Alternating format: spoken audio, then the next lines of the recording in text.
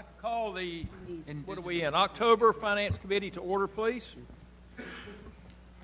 I'll try to have this over before the hurricane gets here. I think we got another one going to get here around Wednesday or Thursday, I believe. Michael. Anyway, we'll do as usual. Are there any items on the consent that someone would like pulled off? I don't see anyone. Can I get a motion to for approval of consent agenda? Do I have a second? We have a motion and a second to approve the consent agenda. Everyone, please vote. Thank you. That does pass 4-0. I would ask the staff, item C2 had to do with some land on Marguerite Drive. This is the second house that we have done down there. I'd be curious where the two lots are and if they are adjacent to each other. Maybe we could do something with it from a neighborhood park or something. So if you just mark them on the map for me, something like that. Okay, with that, we will now go to G1, which is the first item on the general agenda. The secretary, please read that one, please. Item G1, consideration of acquisition of a vacant lot for economic development. Thank you. I'll take it. Okay, you go to, well, it's the new father. Welcome back. I'm here barely, yes, but I'm here. You see the bags under his eyes? It's a son, isn't it? Dog. Girl, excuse me. I lost half 50% chance of being right. Well, congratulations. Congratulations. Well, we're glad you're back. Thank you. Good to be back. 1 month, yes, today. If you could present this briefly for everybody. Thank you. Certainly, Chairman, members of the committee. So this item proposes the acquisition of a vacant parcel of land that's just to the south of Business 40 on South Main Street, currently owned by Salem College. So, and it's a vacant lot. Currently contains 0.45 acres. The appraised value for this piece of property is just north of $450,000. Again, Salem College is the owner of the property. We would be acquiring this property for appraised value, and the property does present some additional opportunities down the road as the completion of the Business 40, or as the Business 40 project concludes. There is some right-of-way that's just to the north of this site. If you can think of the interchange, the on-ramp to Main Street, as that on-ramp is taken out, there will be some property. We don't know at this point the details on it, but there will be some additional property adjoining this property that will be deeded to, conveyed to the city down the road. So we certainly expect that the value of the property will be enhanced for that reason. So we are proposing the acquisition. Again, economic development bond funds is the source of money. We'd be acquiring this for economic development purposes now. Ms. Adams, you have a question, comment? Yes. What is it that we could do with this? I mean, how long has it been a lot? It's been a vacant lot for a while, am I right? I'm thinking I know what this is. Yes, it's been vacant for some time. And are we the only ones that are interested in this? I mean, I just find it kind of strange, don't get me wrong. And I'm not saying something's wrong with it, but you got this lot. You've had it for a while. It's appraised at over $500,000. Now you saying you're willing to sell it for $450? And then you say there's some more land that we could probably do something with. And then you say it's, with the closing of 40 and all this other stuff. Okay, so what are we going to do with this lot if it's right here near the school, near the highway? I mean, I think we need some more information on that. That's just where I'm at right now, because this, it might be a good idea, but I'm not feeling it. The lot to the house, building burned. One building burned, they tore down. Yeah. And slow dance was going to build them. That a little bit. Let's let him show it, because they're taking out that ramp, right? Yeah, so this is the property that we were talking about potentially acquiring. It's been vacant for several years. This is the interchange that we were using as part of the project. And so this area through here will, we don't know again the details, but will be, some portion of that will be conveyed to the city. Yes, it's strenuous to the needs of NCDOT. So we just saw that there's potentially an opportunity to connect what we will get as a part of the Business 40 project to this parcel, and no specific ideas, but just realize that, you know, it created an opportunity for us potentially down the line. Mr. Marshall, this is yours. Yeah, this is Southward. Let me give a little back history on this. Salem College bought this property years ago and anticipated building dorms and whatever on it. As the Business 40 plan revealed itself, it became obvious that all these ramps were going to disappear. They had adjacent property. Theoretically, they could also have an adjacent claim to that DOT property as an adjacent property. Like when we abandon streets in Winston-Salem, the adjacent property owners have a certain claim to that. Our reading from NCDOT, however, was that theoretically this property to the north would be then made available to the city. What that does is create a fairly significant piece of land, which is a bridging element between the downtown and going down towards School of the Arts and Old Salem. It's going to be, of course, right beside the strollway. It's going to be leading up, of course, into the downtown on the other side where Michelle Plaza and Corporating Plazas are. And so it becomes, I think, really a primo piece of property. It's going to have good value. It would be uncontested by any other property owner at the time. And it does address certain needs that Salem College has right now to basically monetize some of their assets. That's probably why we're getting it at I think, a very good price.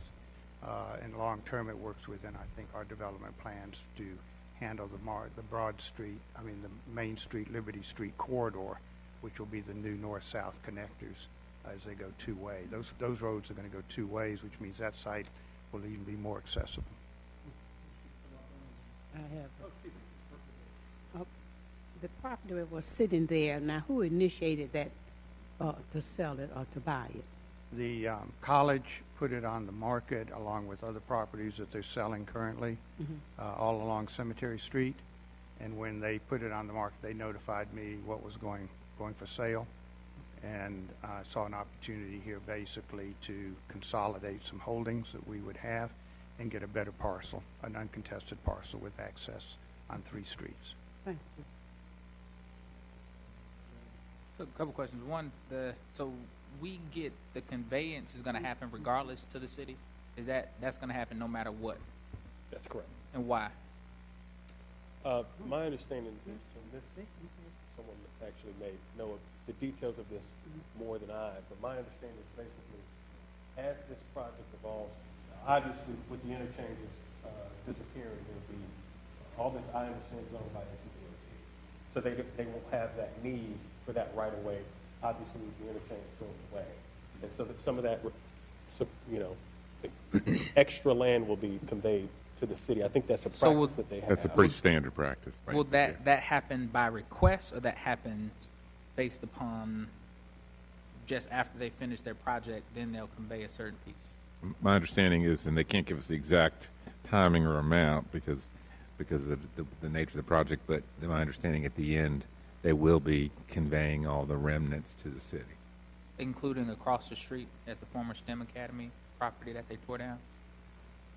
I believe part of that as well, yes. They're not taking as much property there as I understand. And then the additional question then is, it's interesting, to say the least, so to ask the question, is there a project we're preparing for specifically to come to the site? Because in the city, I have not seen us necessarily move forward to kind of buying, holding directly from the city economic development properties. Like in the core downtown, I know we do things like on the outside, we want to purchase properties for sites for larger folks, and so industrial sites. So are we looking now to start acquiring, assembling pieces in the inner city for these purposes? Councilmember, I wouldn't say that we're making that change in perspective in terms of how we, look to, acquire property. I think this is just a somewhat unique circumstance, given that we're going to be conveyed some property that's contiguous to this, that, in thinking about how we could make use of that, obviously the need to acquire additional property, which is, of course, the property that's in question, it just sort of made sense potentially. Yeah, and I'm just saying that just, the principle is not something that we haven't done this as a purchasing for economic development, but the location is something that I haven't seen us do in the core of downtown to do. Normally, we partner directly with the developer if they were going in to do something to assist in some kind of action that would happen tied to an actual development. In this case, it appears the desire is kind of buy, hold in preparation that the site then becomes an attractable property then to work with to market for some type of future development that is not yet understood yet. It's what being speculative. Mr. McIntosh, then the mayor. Yeah, me. I'm sorry. Did I miss you? Too? Yes, you did. Go ahead. It's my understanding that the state, whether it's school desks or vehicles or whatever, give first crack at surplus to municipalities before they then go. And if the municipalities are not interested, then they go to the auction market. And I would think on the auction market this would sell for more than what we're paying for it. And I also believe that the two pieces of dirt combined are worth more than the individual prices on them. That's a tough site right now to get into and out of from a design standpoint. You've got some real just short runs there. It'd be tough to get traffic in and out of there. But combined with that larger piece, I think you've got a much more saleable, developable piece of property.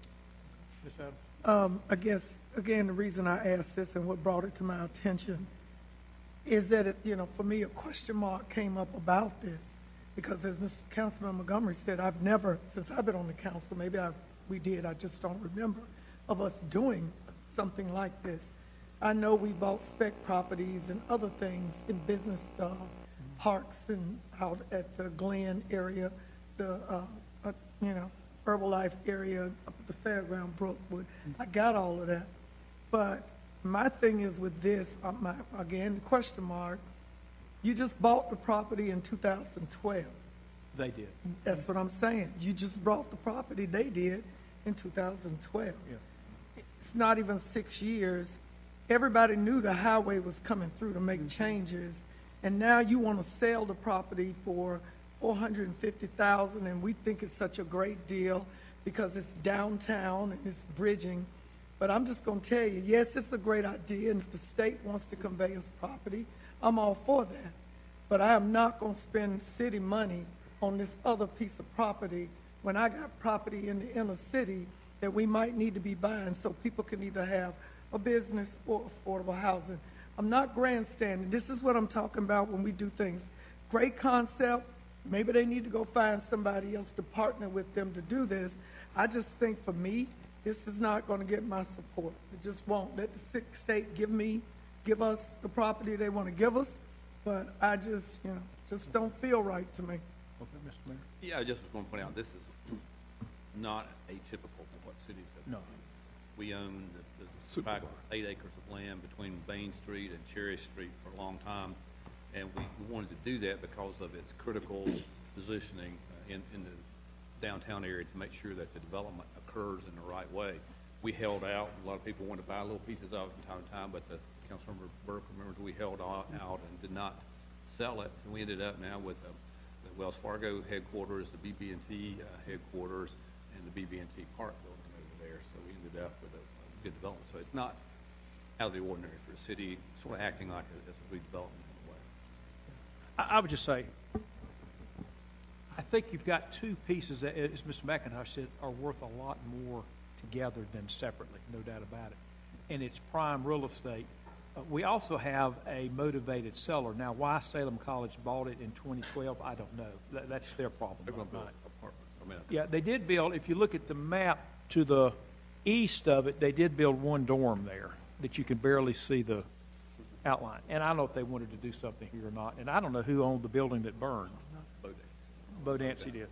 But to me, it's almost not quite in the heart of downtown, but it's in a very strategic place. We're getting it at a great deal. We have a very motivated seller. And once the road's finished, and that's in about a year and a half, we could have a nice piece of land there to do something with. And to say that we don't do this every day, but it's not every day that we get offered this type of arrangement.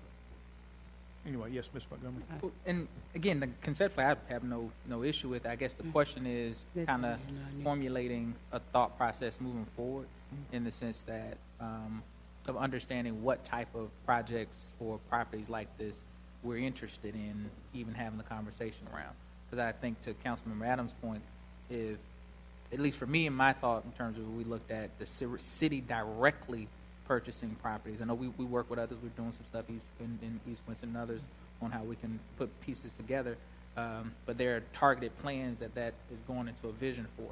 And so in certain areas when there's not, I guess that's what kind of brings the question. Like, and again, I've supported almost every one of the investments in the industrial parks and these others, because seeing what the long-term visions are for those. And so for the inner city components like these in the downtown core, I guess the question then becomes, to that point, what are we looking for? The big Wachovia buildings? What are we looking for from a development standpoint? And what kind of, do we have a short list of potential properties in the core that we want to put together for the purpose of creating these sites? And if that's the case, then I think then there's a strategic direction and goal that happens. But I think here, it may be that this just kind of popped us up on it because we didn't know Salem was going to sell the property. And I think that may be the difference in this. Mr. Mayor. Okay. I'm hearing, Ms. Brooks. Yeah, I was going to ask, I just need to have a list of all our properties that we have. Except, said inner city, commercial, any kind. So we'll see. Because one time I heard us say we didn't want to have a lot of property just to have property. And that because people are donating property. You remember that? So now we have a different point here.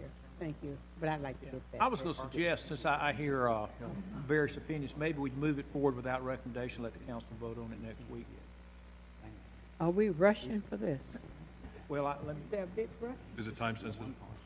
That, I mean, not waiting. I think they could hold. I don't believe it. I mean, I don't know that there's Okay, would you? necessarily another seller in place that's imminent. But Okay.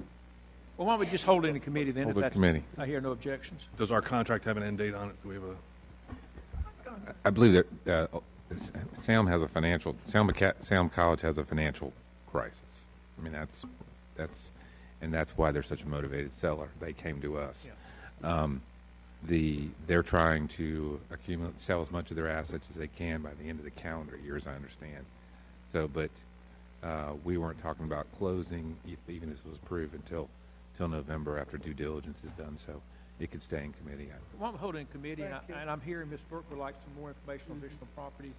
And it might be nice, I think Mr. Montgomery brought up a valid point. They've torn down the old, it used to be Davis Supply, then it was a charter school or whatever. Yeah. Maybe some information on About what's how going much of that land might become, because I think there could be even bigger Okay. area involved here. Okay, is that all right with everybody? Yeah. All right, thank y'all very much. We will hold that in committee till next month to get pending more information. Next one is G2. Item G2, information on new performance indicators report format.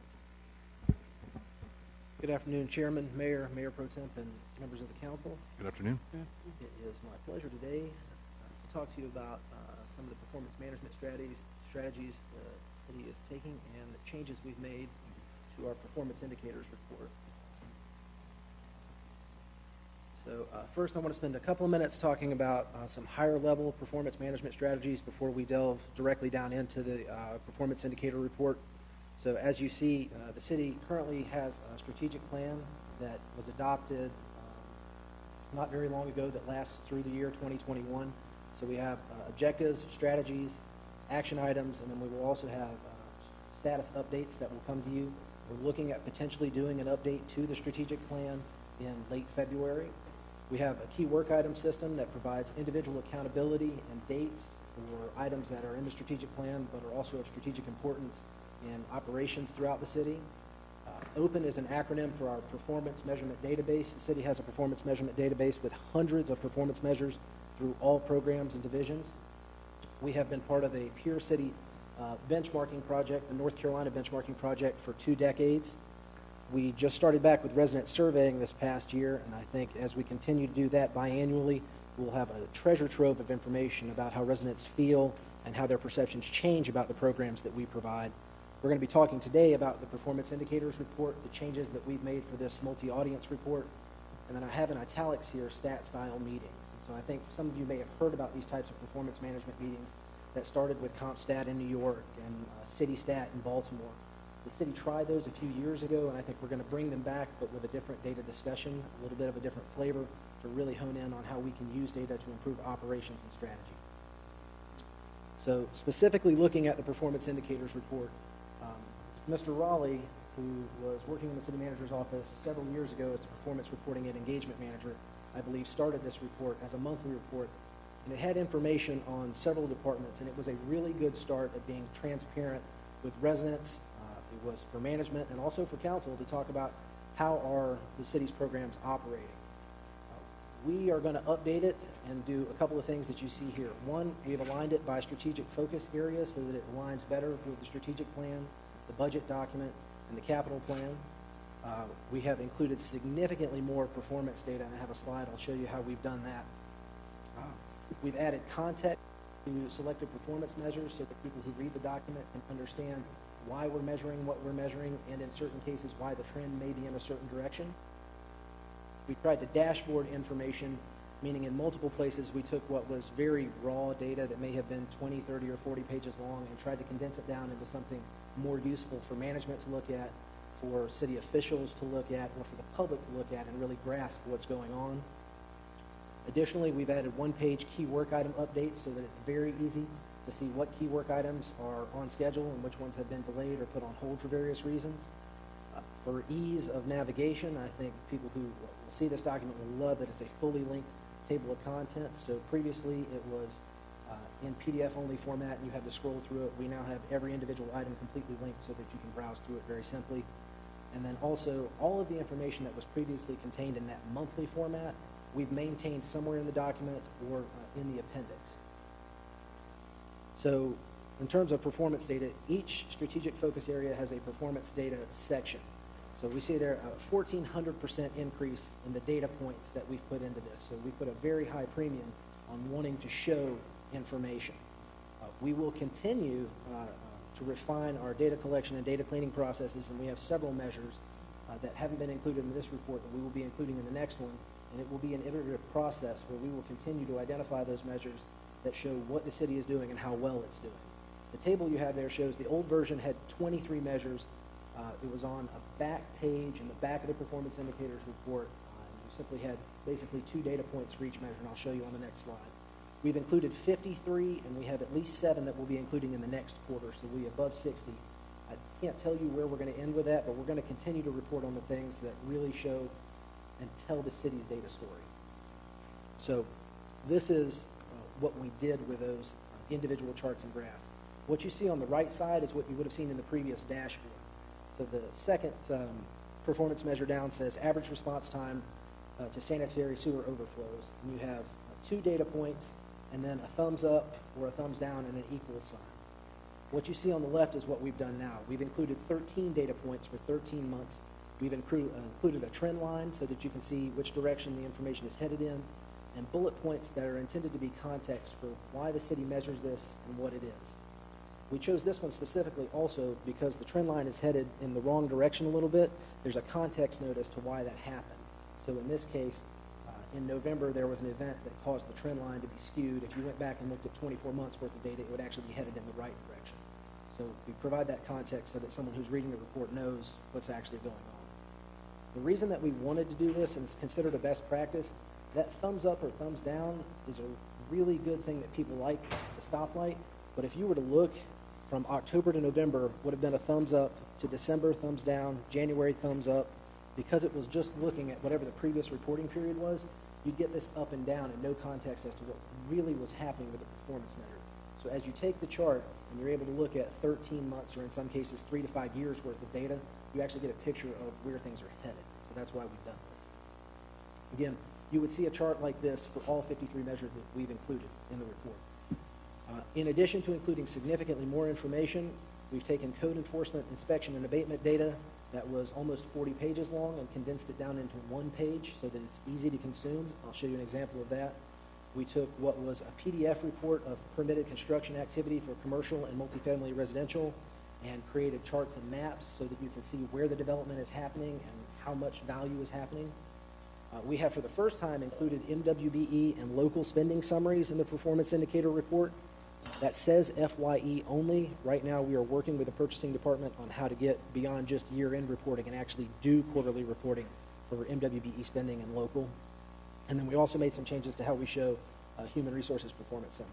So just as an example, and this is a little bit of a hyperbole with the clip art, but it was a 36-page code enforcement inspection and abatement data report that we turned into this one page that you see here that shows you inspections by type, by ward, and then abatements by ward, and whether it was done by the city or done by the individual. And so this gives you a great snapshot as to what's going on. If you wanted to see the individual data, the entire 36 pages can be found in the appendix. So we maintained all of the raw data, but we're trying to find a way to make it easier for you to really dig in quickly and see if there is an issue that you want to identify and look at. The other three that I mentioned here, same idea on the left, and I know these are difficult to see, they're meant to be just visuals. We took what were really just tables of data previously and created on the left, you see the performance information for construction permit activity. And so we have maps that actually show you where that multifamily, residential, and commercial development is happening by value. What you see there in the middle is actually the MWBE table and charts along with local spending. So that pie chart shows you how much is spent in the city, in Forsyth County that's not inside the city, and then outside of Forsyth County.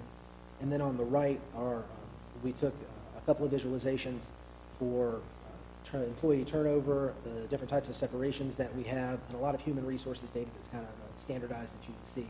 Again, the idea is look at the data, and if something stands out to you, then we have all of the backup data that we can provide answers with. We talked about key work item summary. So one of the things that we added for each strategic focus area is essentially this pie chart with a table that tells you what is not on schedule. So this is just an example of what the economic vitality and diversity section looks like for year end. You can see that a majority of, for year end FY18, a majority of the items were completed. There was one that was delayed, two that were on hold, and that ongoing category generally means that there's not a project completion date. It's something that's just going to happen in perpetuity. We would then, in that table, show you these are the exact items that are on hold or delayed so that if you wanted to ask questions about them, you can inquire the appropriate city staff. While we're talking about that, these two pie charts, the one on the left is all focus areas, all key work items for FY18, how we ended the year. So 81% completion rate, and again, you'll see there's still 21 projects that are on schedule, an additional 24 that are in that ongoing category. There were only 5 that were delayed and 6 that are on hold, so 11 out of 300 that were not in a completion status. There were a few there that were canceled as we change priorities every once in a while. A couple of items get canceled or turned into something else. The pie chart on the right is a distribution of key work items for FY19 by strategic focus area. You'll see service excellence has 30% of it. That's because a majority of the internal service departments fall out in service excellence. So this isn't a perfect indication of exactly where we're placing our emphasis. It's somewhat of an indication of how many departments fall out in each one of these areas. We do this kind of as a summary for how we ended the year and what we're looking at next year, but also to say that this information exists in the quarterly performance indicators reports every time that they come out. You will have in each strategic focus area the status updates, and in the appendix a listing of every single project and its status. So we have the performance indicator report. What do we do with it now? What are next steps for us? So the first thing I want to mention is that we are going to continue to look at, as I said, which performance measures, both at an operating and a strategic level, are the important ones to track and then to tell our story to report outwardly. I will have a report to the city manager's office that looks at about 12 different cities across the nation, more than 2,000 measures, the way that best practices are being done for performance management at operating and strategic levels across the country. To let us look at, are we measuring the right things? Are we measuring the same things other communities are measuring? We'll have our own measures, but we intend to add to the stock based on what other people are doing as well. As we come for our strategic plan update, potentially in February, we will propose strategic plan level, objective level indicators that really tell us, are we measuring the right needles at an objective level? So not how many potholes are we filling and how quickly are we doing that, which is an operational thing, but what percentage of our population is spending more than 30% of their gross income on housing? Those kind of community level indicators that we're attempting to push one way or the other. And then in one of the first slides, we talked about those stat style meetings that the city engaged in a while back. We're going to bring those back again with a different flavor. The idea there to have strategy level meetings with multiple department heads in a room so that we break down barriers and silos and really talk about how do we fix problems, but then also to make sure that we institute those operational meetings with assistant managers and the manager to talk about, all right, when we get down to the weeds, how are we really doing operationally as well. So the key performance indicator report is an attempt to put forward significantly more data on how the city is operating, and it's just one of the tools that we'll be using going forward as part of a toolkit of performance management strategies. I'm more than happy to take any questions you have. Ms. Burke. I've talked with the city manager off and on about this performance. When you're doing this, and even these department heads, you all are doing it, do you ever go out to the site to actually see the results of the performance? We are not currently doing that. It is something that we could definitely integrate, particularly when you're talking about projects. Some of the more operationalized data, we might not be able to do that, but it would be good to do. They call them sometimes gimbal walks to get you out of the office so that you see and understand what's going on out in the field. Yes, ma'am. Yes, I've said to Mr. Regarity more than one time, you're going to have to stop from your desk. I'm talking about the assistant city manager, these supervisors, looking at the performance from your desk and putting it on paper. I think someone, I'm not agreeing with everything I hear down here, but somebody said before, you know, we all can do statistics, those who are in that particular subject, and we make figures look like we like for them to look. And when we look at the quality of work with the performance that we see in some of these areas, the performance, you may say one thing here, but when you go to the site, it has not been completed successfully. And that's why I have said to the city manager, your staff will have to get out, stop looking at these maps and telling us what is happening, because when you do get out there, it looks just opposite. So I think in your report is interesting. And what I would have liked to have seen you do, though, take, when you talked about patching up the streets, just look at how many patches, what y'all call those things, holes in the streets? Potholes? Potholes. How many potholes and where those potholes, and what was the results when you looked at the performance? Absolutely. One of the places we'd love to go with this is having geospatial data so that we could show you where the potholes are, where they occur, how quickly we get to them in individual places, and then also benchmarking data would show us how often we have to go back to those potholes, which is, I think, what you're asking. When we do it, how effective are we at actually fixing the problem, not just going out and doing something? Yes, thank you. Yes, ma'am. Ms. Adams? Yes. Correct me if I'm wrong, but I think when I got elected in '09, and I began to ask questions of the city manager, and I think Evan was around at that point. And I always would ask them, because you got to remember, I was still working in manufacturing, and this was what my job was, performance management, continuous improvement. And I asked always, I'm like, okay, so how do you know what you know? If you tell me that we're late going to fires, we're on time going to fires, but how do we know? And nobody really could tell me. They just knew by whoever was writing something down. And I was like, okay, we can be better. Let's see if we can't implement some manufacturing-based techniques into city government. I thank you and the staff for moving forward with this, because the first pushback I got was government isn't manufacturing, council member. I'm like, but we make a product. It's called services to the taxpayers. We have customers that come in and get our products, and we have consultants we deal with, contractors. This is a business. So I'm glad to see that we've taken it another step further, because when I first saw the performance indicator reports, I was good with the thumbs up, because I told the manager, I just need to see red, yellow, green. Mm-hmm. We know red means it's nothing going on, it's not moving, it's bad. We know green is good, it's working, and you know, you can go audit it for compliance and it's okay. We knew the yellow color meant that somebody was working on it, it was in process, but it was not enough data to give us what we were looking for. Again, I commend you all for taking it a step further. I commend you for the award. I commend you now, like I told you, the meetings, as council members said, if we all aren't talking to each other and you all are having stat meetings or CI meetings to understand what each of you are doing and how it affects the other, this report will, again, mean almost nothing. So you got to take it a step further. You also, when the council member was saying, we already got it in place, this is where I always talk about the auditing for compliance. This is where the two now intersect. You can do this, but if nobody is going out to audit for the corrective and preventive action, again, we right back to where we were, that nobody knows if it's really working or if it was, the process was done. So we've taken this now. If you remember when we got here in 2009, somebody handed me a piece of paper and said, do the city manager's performance review. I was like, what? A piece of paper. We upstepped that too, as you know. We now do it electronically. Our employees are trained. We audit the system to see if it's working when it's not. We're almost getting there with our HR department when it comes to our health care and insurance and those types of things. And we've done it with safety, with Nick and bringing him on. We would have these tremendous, as Councilmember Clark knows, gaps and losses in safety incidents for the city that we couldn't explain. And it was all because maybe we weren't training our employees and we didn't, track it and record it and audit for compliance to make sure it was happening. So, council members, trust me, this is another tool we have in our toolbox to be better.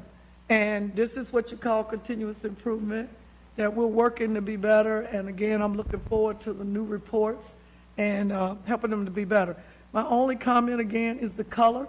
We need to be consistent on charts when we indicate something is in a hold pattern or it's not working. I got to the pie chart, and it showed me on the first pie chart, the blue is for completed, the delayed is orange, and the hold is yellow.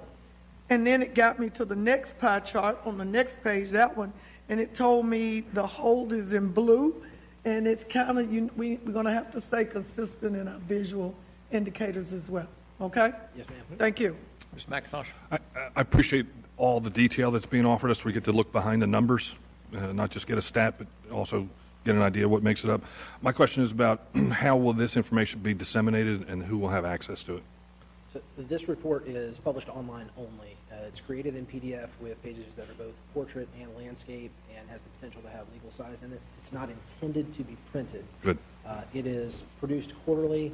We put the link out there. It's on the city manager's webpage directly so that anyone who has internet access can have access to this report. It's in PDF, so mobile format shouldn't be a problem either. Will it be made available to the general public? Absolutely. Thank you. Ms. Burke.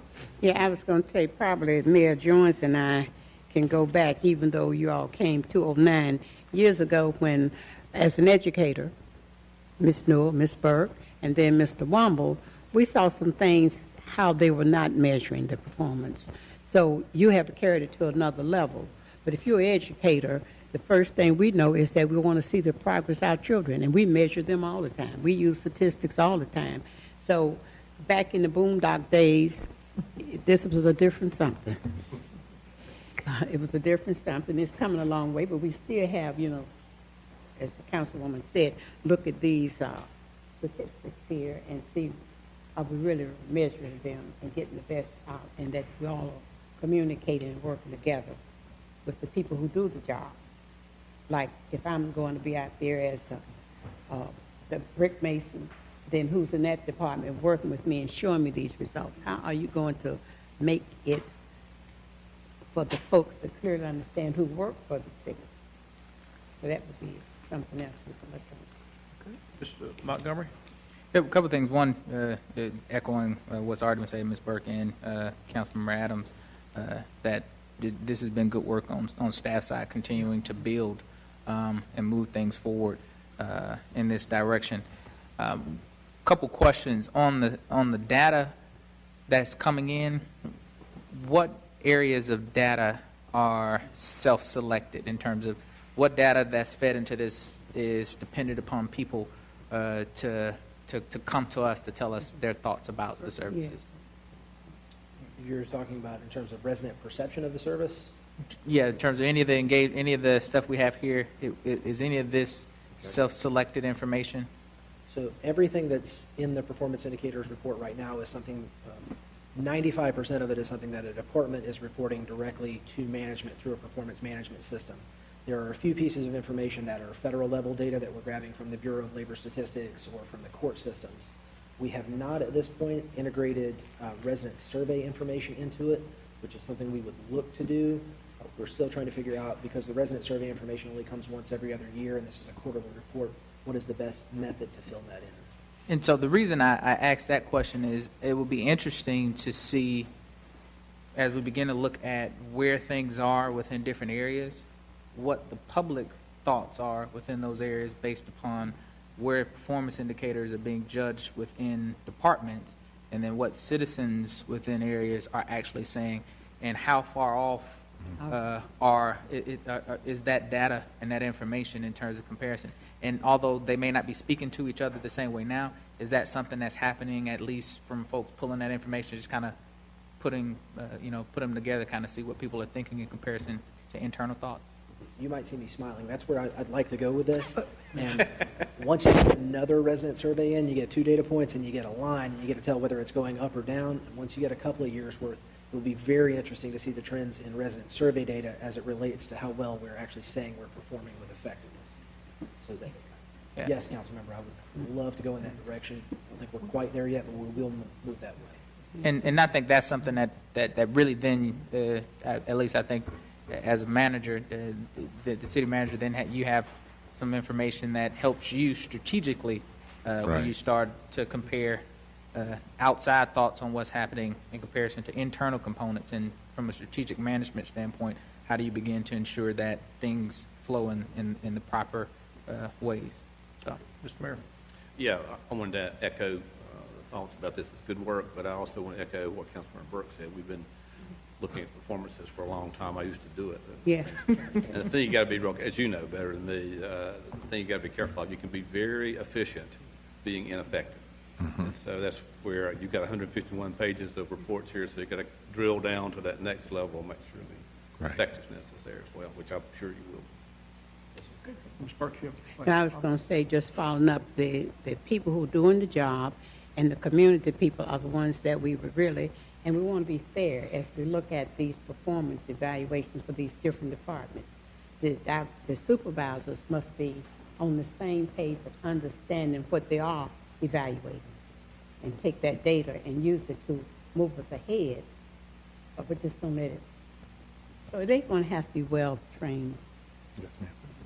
Okay. Mr. Garrett. A couple things that I wanted to add to Mr. Testa's presentation. As Councilman Montgomery mentioned, the key for management is to look at the perceptions of how we're doing, not just the measurement, and also to look at the benchmark. So it's not just how many potholes are we filling, it's what's the condition of our streets compared to the other communities that we compete with for jobs, for quality of life. And what do our citizens think? We may think we're doing well in the streets, but our citizens may not agree with that. And I think right now we probably would agree with the citizens. We got a ways to go on our streets. Yeah. The other thing that Mr. Test is doing is that the other part of his office is the internal audit. So he's linking performance with internal audit and trying to moving them towards more performance-based auditing. I believe they're going to do mowing in the spring. Yes, sir. So looking more, and the goal is where we see a real opportunity for improvement, not a deficiency. Let's go out and audit it and find out firsthand what's really going on. May I ask you a question? Now, the state controls so many of our streets. How are we able for them to do their work and make sure we're really answering the residents' concerns? That is a challenge, Mayor Pro Tem Burke. At one point, somebody suggested we should post on the streets for. This is, I don't know. Somebody suggested that posting the streets are okay. I said the state roads need to have a different color that's right. background, and we need to have our background so people will understand. University, Peters Creek, Stratford, all of those are state roads, more than not. It's a challenge because most citizens look to the city. We work hard with Pat Ivy and NCDOT, and they do ask for our input. They just did it again for what streets we'd prioritize for resurfacing, but ultimately they have control over that. We don't, but we try to do the best we can with our streets. Thank you, sir. Thank you.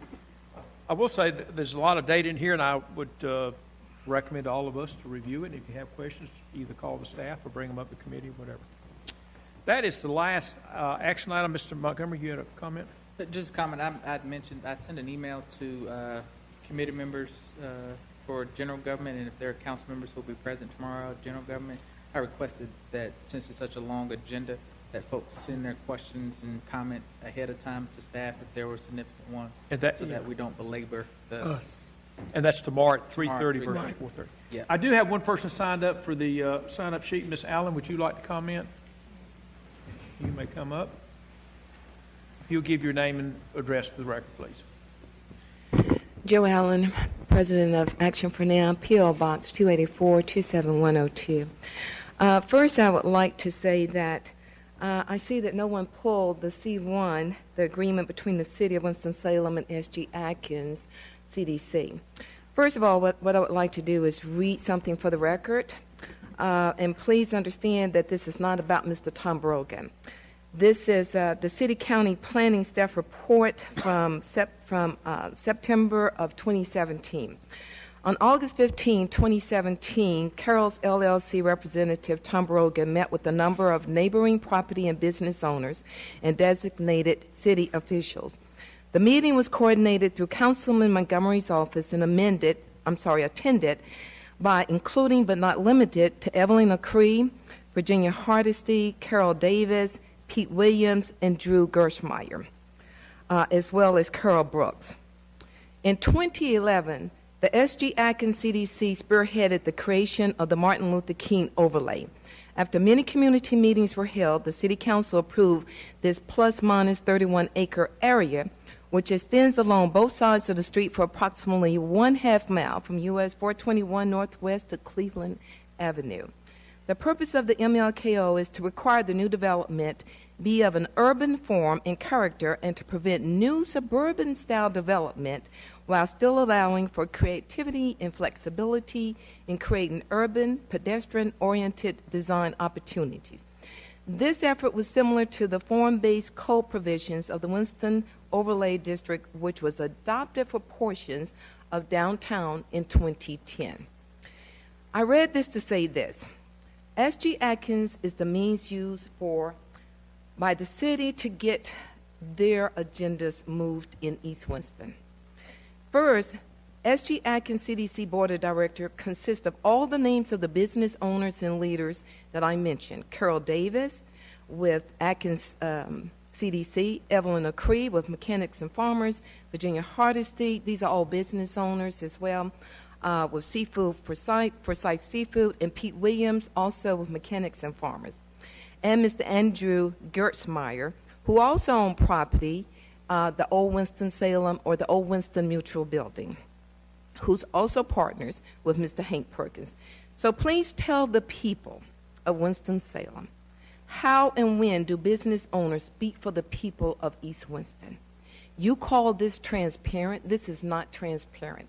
And I noticed with anyone not bringing it forward and in accordance, especially with Mr. Montgomery, since this is your ward and everything, you all act like this just started. And this has been a plan by design. You don't bring in business owners to represent all of East Winston and just speak with them, and then the people of East Winston don't even know what's going on. And then you come back and say, look what we've done, look what we're doing for your community. That doesn't work. I want to say that the public, believe it or not, they see what you all are doing, they see what you've done, they're not happy with it, we're not happy with it.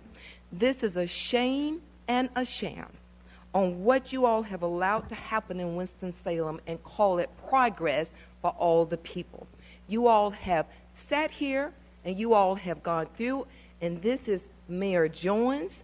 This is his agenda along with his friends and associates. Time's up. Thank you very much. Thank you. Mr. Clark. Yes, ma'am. Yes, sir. May I make a comment? You certainly may. A couple of things. Number one, people in East Winston who actually live in East Winston, who Ms. Allen does not live, in East Winston. And so, Okay. who does not live in East Winston can speak specifically to what happens in the community.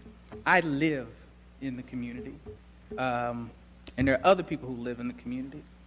To defame an organization, as she has done today, is unacceptable. SGAC and CDC is an outgrowth of Winston-Salem State University. The majority of the board is appointed by Winston-Salem State University. A 15-member board, the majority of the board comes from the university. Individuals should do their homework to understand who those organizations are, why you have business owners at the table, residents at the table to do the work and to push things forward. And I think that we should not allow for folks to continue to come down with misinformation, to misappropriate misinformation, and to disseminate what is untruth to the greater public on situations that are just not true. The information in reference to the overlay district was something that this council passed, was engaged with citizens, talked through with neighbors in the community, supported by community owners and business owners in that community, going all the way back into the early 2000s, even prior to me sitting on this council. And so, yes, there's been planning, because if you don't plan, you don't have anything developed. So yes, you must plan, you must develop, you must pull people to the table to ensure that you get something into the future. And so I think that understanding what this means long term is to ensure that we are working in a community that has had a long-term need and are utilizing opportunities to make that investment. It's no different than other areas in this community where we've done the same exact thing to ensure that we have this kind of investment happen in our city. And so this is my last finance committee, and I could not allow myself to sit here and allow someone to make comments that are irrational, that does not have true depth to them, and not mention the truth in reference to what's happening in this community. And if anyone ever wants to challenge me on that, I will pull out every document to help them understand the truth about what we're doing, and that this is transparent. Mr. Tom Brogan, who was a part of Carroll's LLC, who owns the Burger Kings, there's no issue with the overlay district on why they're not developing. They have an issue with Burger King Corporation. And so none of these things tie together. None of them tie together. And so the public needs to understand none of these things tie together. This is a figment of someone's imagination. Okay. Thank you, Mr. Montgomery. That concludes the Finance Committee. May I make a statement? Mine concerns another subject, the airport. Yeah. And we have been meeting on a regular basis concerning the airport. And I do feel that the last meeting we had, it did motivate Mr. Mark Davison, who is the manager there, that they're putting some things on hold. You got your letter, until they can give a better understanding. But that came from the citizens who actually live in the Northeast Ward. We overflowed Russell's Community Center, because I said you have to come out and you have to speak. So we're on a, I would say now we're moving in another direction where we feel that we're getting more respect and consideration. But it's one thing we need to keep in mind. There's a cemetery up there. And that cemetery, the folks who moved their bodies to Evergreen, there are about 700. There's about 700 bodies there. About 875 were moved. Okay. According to our records. Then they left bodies there. They put markers on a few. But the other 100 bodies are just laying in that ground there. And I will be trying to work with the county commissioners on an individual basis to see if we could clear it, because this down, they have, and I want the public to understand this, they were saying bones were seen, but that's not the truth. No bones have been coming up, because they got it covered with about 20 feet of dirt. But the trees that have grown, they have cut them down, and it's laying over. It's a sight to see. And I would hope that if any of you with connections with some of the county commissioners, and you get to connect with that county manager, that they would understand that ground needs to look more sacred than what it is. Thank you very much. We stand adjourned.